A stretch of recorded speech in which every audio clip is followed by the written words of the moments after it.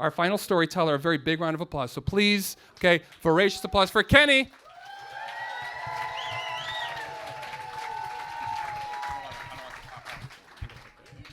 We good? We got it. I was never cool.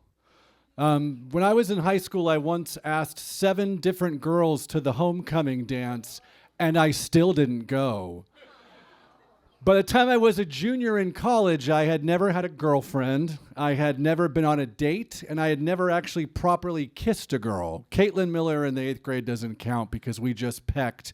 And then the next day, she tried to open mouth kiss me, and she licked my lips, so...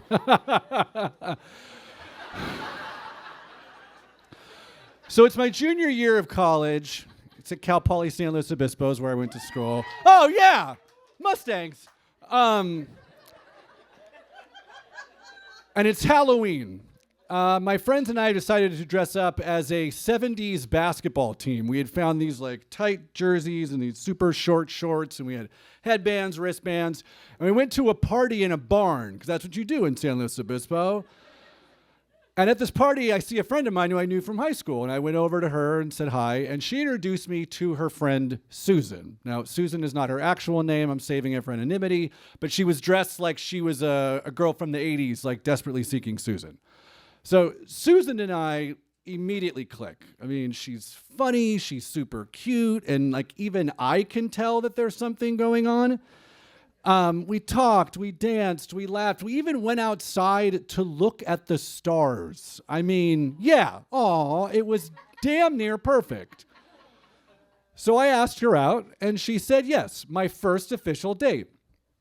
Hold for applause. No, it's college, all right? So I'm broke. I don't have any money, and I can't take this girl who I really am interested in to go get $5 hamburgers at Carl's Jr.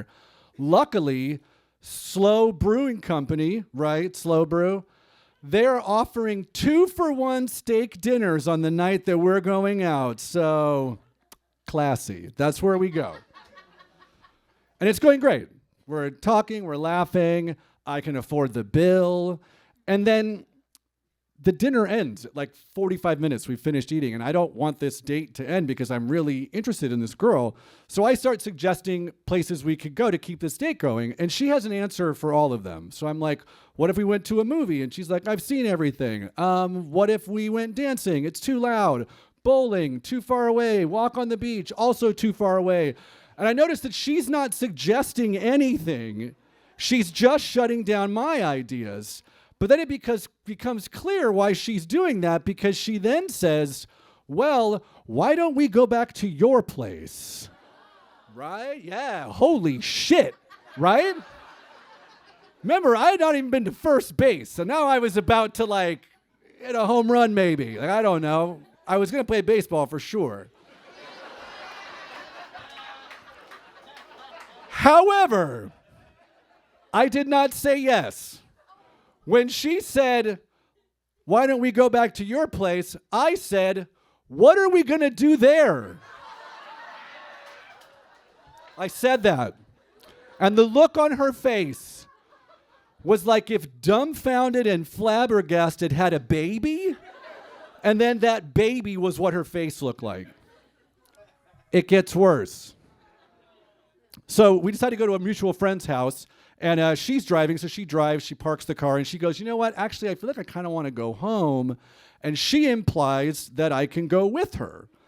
I, still not getting it, said, but we promised to go to our friend's house. And I said it like that, like as if I was saying, like, why do you keep suggesting to go to one of our houses? It gets worse. So then she stops talking. And she's just looking at me, and I'm sitting there in silence, and she's starting to give me the hey man, this would be a good time to kiss me eyes, to which I did nothing. I just sat there. In fact, I think I might have even said, what? So she finally gives up, and she goes in for the kiss. And we actually did kiss. It was my first kiss. Yes. However, I was so startled by it, I'm sure it looked like when Marty McFly's mom tried to kiss him in Back to the Future. Now, needless to say, we did not go out again. However, the next week, she met another guy. They went on a date, and they actually got married. So, if I wasn't so oblivious on the night, our whole lives turned out better because she met the man of her dreams, and I got to tell the story in front of strangers at a place called Jam in the Van. Thank you.